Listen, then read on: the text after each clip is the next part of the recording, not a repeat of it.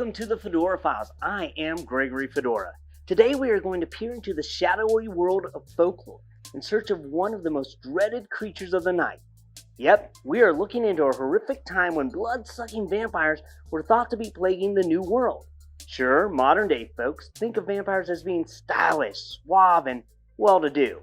And I mean, if you lived hundreds of years and didn't have a nice nest egg saved up, you might as well dig a big old pool, fill it full of holy water, and jump on in because you suck as a vampire. And take that pun however you want to.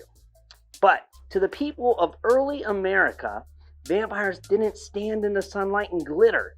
They were something to be feared. And from the late 1700s to the early 1800s, it was thought that the young country was under attack from these blood-sucking ghouls. In the late 18th and early 19th century, New Englanders were gripped by the vampire panic. People were so afraid of what was happening that in desperation they began dismembering the corpses of suspected vampires in hopes of driving off the terror and death that threatened to upend their lives and possibly the young republic.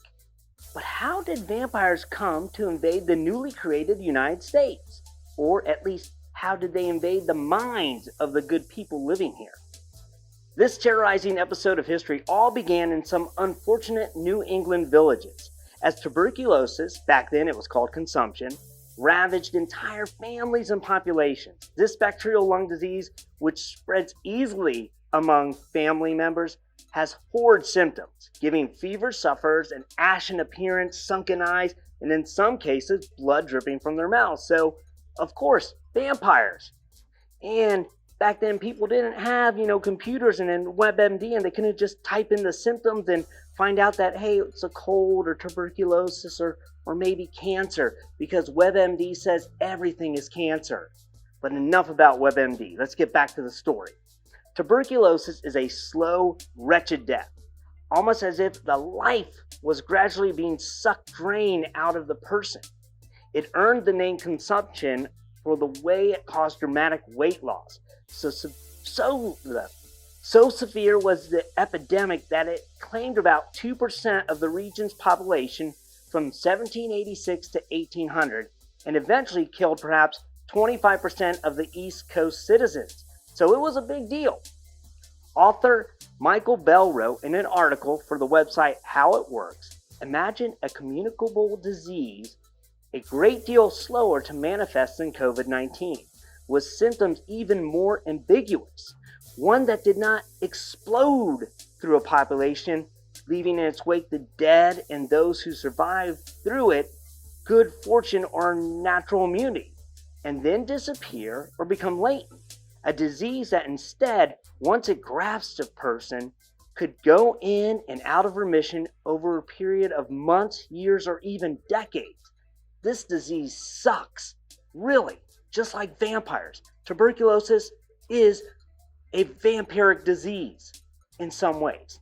No one understood how the disease spread back then. All they knew was that as consumption victims perished, their surviving family members would begin to fall ill one by one. Neighbors were infected too. Adding to its mystery, consumption seemed capricious in choosing its victims. Some family members escaped intact, while others were thoroughly decimated. So terrified villagers began to believe the first to die were perhaps vampires of sorts. At night, those sharp-toothed bloodsuckers would wiggle out of their graves, stalk their own family, and slowly but surely suck the life out of them, until they too died horrendous deaths. Apparently, the vampires wanted to keep it in the family. Well, family and really close friends. I guess those who become creatures of the night together stay together. It's kind of romantic. Or morbid. Whatever. Let's move on. Terrified by what was happening, villagers reasoned there was only one way to halt the vampire attacks. But first, they had to dig up the bodies and examine them. If the corpse appeared to be less decayed than expected, they sliced the bodies open and sift through the internal organs. If the organs contained liquid blood, the person was deemed possessed. Because where would the blood be coming from, if not from the victims the creature of darkness were sucking it out of? Again, no WebMD or Google to find out how the body works, so don't be too harsh on your judgment of your ancestors. because one day your descendants will look back on you and judge you in the same harsh ways. You want that? No, you don't. Now, according to Mr. Bell's research, the theory seems to have been that the corpse was being inhabited by some sort of evil spirit that was sustaining itself by draining the life or blood from the living. This spiritual possession had to be destroyed, and the evil bond between the living and dead needed to be broken, usually by burning the infected organs and sometimes feeding the ashes to those who were ill. Because what better way to undo the curse of a vampire than by eating the ashes of the dead vampire? It's science, people. Of course, we know now that this is ridiculous unless you live in Romania, where this practice seems to still be happening. And they have WebMD and Google, so they have no excuses for this craziness. But let's jump away from Romania and get back to America in the 1800s.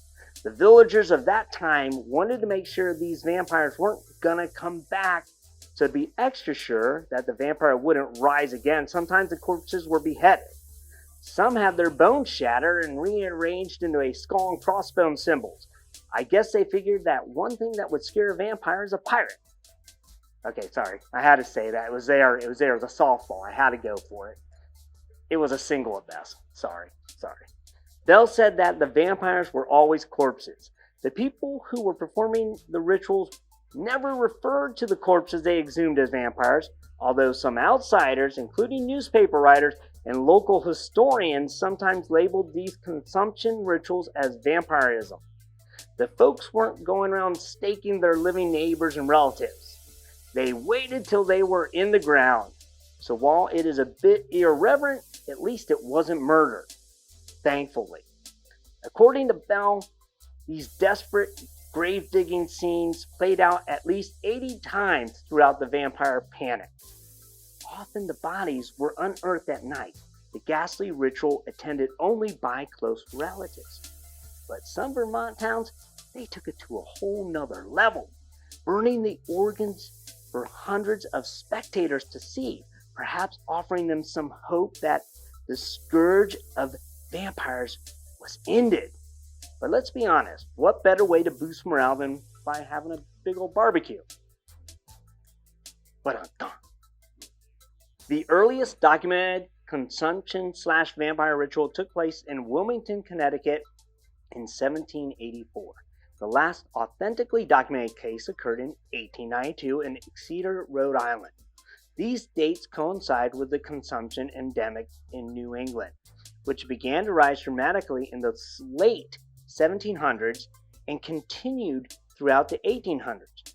But in 1882, the year that German physician Robert Koch proved that tuberculosis was caused by a bacteria, the vampire rituals slowed to a halt. However, known to have mostly affected New England, the vampire scourge made its way to Maryland. In 1817, a series of strange deaths began to occur in eastern Maryland. The victims were all young children, and they all died suddenly and without explanation. Was this more of the tuberculosis or a different disease altogether? The more I researched it, the less I could figure out what the cause was, and I was left with more questions.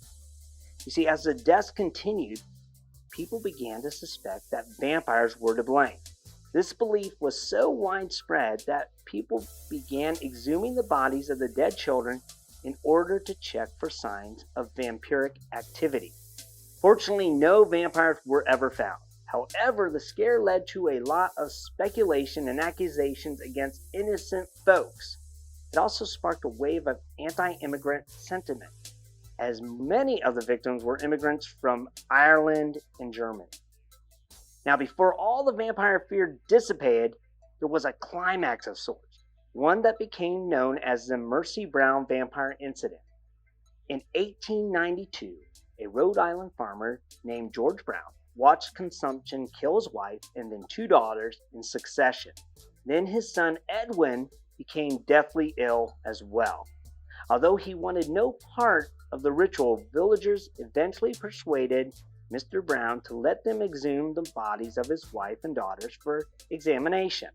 The bodies of his wife and 1 daughter were just bones.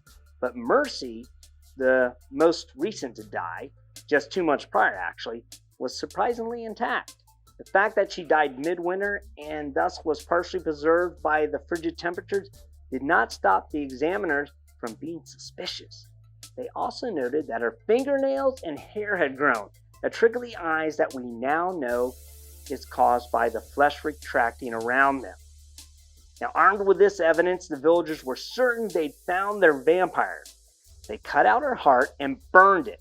Then, for good measure, they had Edwin drink the ashes in hopes that he would recover. Not long after, consumption claimed him too, so it didn't work. Perhaps it's not surprising then that Rhode Island was reportedly called the vampire capital of America. Good for you, Rhode Island. You're more than an island, you're the vampire capital of America. Such was the power of the Exeter vampire slayings that their stories carried across the Atlantic. According to some accounts, when Irish-born writer Bram Stoker, the author of the novel Dracula, died in 1897, witnesses say they found newspaper clippings of the Mercy Brown saga in his files. So what can we learn from all this? Well, I guess one thing we can learn is that humans seem to be an imaginative and inquisitive bunch. We search for all sorts of answers. Sometimes we don't find them right off the bat. So we come up with answers that are fueled by our own creativity. However, we can't sit and judge how those in the past reacted to things we understand now. It's not fair to them. But we can learn from those incidences, perhaps remaining calm and searching deeper for what is going on around us, instead of jumping to conclusions and forcing others to follow the science we created to calm our own fears. Just because someone says drinking the ashes of a dead person's heart will cure you and keep you safe doesn't mean it will. Well, it's time to add this antidote of lore to my files. Until next time, stay safe, and as always, keep searching.